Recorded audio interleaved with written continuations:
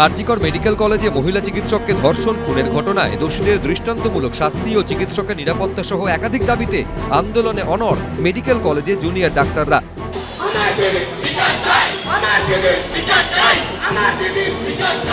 এদিন জুনিয়র ডাক্তারদের আন্দোলনস্থলে এসে তাদের দাবির প্রতি সমর্থন জানিয়ে যান আরজিকর মেডিকেলের সিনিয়র ডাক্তাররা। আন্দোলনকারীরা যখন দাবি করছেন আরজিকর মেডিকেল কলেজের বিতর্কিত পদত্যাগী অধ্যক্ষ সন্দীপ ঘোষকে অন্য কোথাও কোনো প্রশাসনিক দায়িত্বে রাখা যাবে না, তখন এই আন্দোলনকারীদের উদ্দেশ্য নিয়েই প্রশ্ন তুলছেন তৃণমূল সাংসদ সৌগত রায়। সরকার কোথায় একজনকে রাখবে বা না রাখবে সেটা নিয়ে সবাই মন্তব্য করলে কি করে হবে? তাহলে তো বোঝা যাবে যে এদের মধ্যে কেউ কায়েমি স্বার্থ রয়েছে। ছাত্রদের যারা প্রতিবাদ করছে, ছাত্রদের দাবি ছিল অধ্যক্ষকে সরানো হয়েছে, এরপরে কোথায় তাকে দেওয়া হবে এটা সবাই বলবে কেন? রাজ্য সরকারকে কিছুটা ডাউন করার জন্য যেভাবে পলিটিক্যাল পার্টিগুলো এগিয়ে এসছে, এই যে ওই ছাত্র আন্দোলনেরকে সামনে রেখে তারা তাদেরকে মদত দেওয়ার নাম করে যেভাবে হাসপাতালের মধ্যে পলিটিক্যাল পার্টিগুলো যেগুলো এগিয়ে এসছে, আমার মনে হয় যে এটাও কিন্তু অতীত দিনে এভাবে হয়নি আগে। ওনার কাছে সমস্তটাই হয়তো একটা রাজনীতির রং চোখে পড়ে, কিন্তু আমরা বুঝি আমাদের কলেজের প্রিন্সিপাল বা আমাদের কলেজের যে কোনো আধিকারিক তিনি আমাদের অভিভাবক। অতএব আমাদের যদি কোনো অভিভাবকের প্রতি অভিযোগ থাকে তাহলে সেই অভিযোগ আমরা মুক্ত কণ্ঠেই জানাবো। এটার মধ্যে অন্য কোনো কায়েমি স্বার্থ কোট আনকোট কিছু নেই। ছাত্ররা কে কোথায় প্রিন্সিপাল হবে তা ঠিক করতে চায়নি। ছাত্ররা বলেছে অপরাধীদের প্রশ্রয় দিয়ে সর্বোচ্চ যেমন চলছেন, যেখানে পারেন চলুন, কিন্তু আমাদের কলেজে আমাদের ঘাড়ের উপরে ফেলবেন না।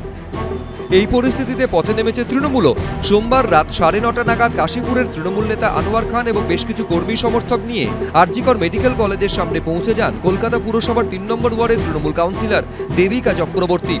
সরকার পদক্ষেপ করলেও কেন আন্দোলন চালিয়ে যাওয়া হচ্ছে তা নিয়ে প্রশ্ন তুলে দেওয়া হয় পোস্টার। মঙ্গলবার আরজিকর মেডিকেলের সামনে জমায়েত করে চিকিৎসা পরিষেবা স্বাভাবিক করার দাবি জানান তৃণমূল বিধায়ক ও কলকাতা ডেপুটি মেয়র অতীন ঘোষ। আর এই প্রেক্ষাপটে প্রশ্ন উঠল, তাহলে কি এবার আন্দোলনকারীদের ওপর পাল্টা চাপ দেওয়ার কৌশল নিল তৃণমূল? এই আন্দোলনের সমর্থনে আমরা কথা বলছি। গতকাল সুমন সরকার বলে 32 বছর এক যুবক কার্ডিয়াক ডিপার্টমেন্টে 3 দিন ধরে ট্রিটমেন্ট না পেয়ে কালকে তার মৃত্যুবরণ করেছেন। আমরা ছাত্রছাত্রী ভাই বোন, doctor, senior doctor, junior doctor তাদেরকে আবেদন করছি যে ন্যূনতম পরিষেবাটা আপনারা চালুন।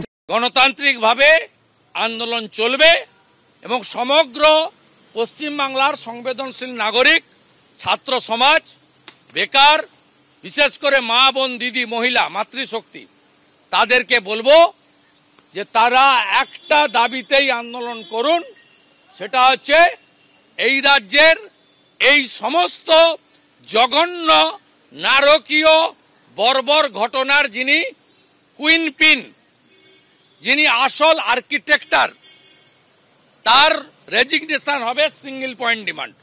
আমরাও চাইছি দ্রুততার সাথে খুনিরা, দোষীরা শাস্তি পাক, যারা রোগী আছেন তারা পরিষেবা দ্রুত পান, এই ব্যবস্থাটা খুব স্বাভাবিক হয়ে যায়। কিন্তু আরজিকর যে দুর্নীতির আতুর ঘরে পরিণত হয়েছে, যাতে ফিরে আতুর ঘরে না চলে যায়। এদিকে আন্দোলনের জেরে চরম হয়রানি হচ্ছে সাধারণ মানুষের। একদিকে চলছে আন্দোলন এবং অন্যদিকে চিকিৎসা করাতে এসে স্ট্রেচারেই ঘন্টার পর ঘন্টা থাকতে হচ্ছে রোগীকে। বললো এখন তো ওই কাজটা যেখানটা করবে তোমার ওই কাজটা হচ্ছে না, তোমার সামনে সোমবারের পেশেন্ট আনতে হবে না, কাগজটা নিয়ে চলে আসবে, ডেট আবার হবে, তারপর সেই ডেটে নিয়ে আসবে। ছবিটা এক এনআরএসেও। এই এনআরএসে ভর্তি করা হয়েছে আমার বাবাকে, শ্বাসকষ্টজনিত সমস্যা ছিল। 8 তারিখে ভর্তি করা হয়েছে, তো 8 তারিখে আমাকে আইসিইউতে ট্রান্সফার করা লিখে দেওয়া হয়েছে, কিন্তু এখনো পর্যন্ত বাবা এইখানেই পেটে পড়ে আছে। এদিন সকাল থেকে আউটডোর বন্ধ ছিল আরজিকর মেডিকেল কলেজে। কর্তৃপক্ষের তরফে একাধিকবার ওপিডি খোলার চেষ্টা করা হলেও চিকিৎসকের সংখ্যা কম থাকায় তা চালু করা যায়নি। এদিন আরজিকর মেডিকেল কলেজ হাসপাতালের দায়িত্ব নেন নতুন অধ্যক্ষ সুহৃতা পাল। আবির দত্ত, ঝিলম করঞ্জাই, প্রকাশ সিনহা, এবিপি আনন্দ।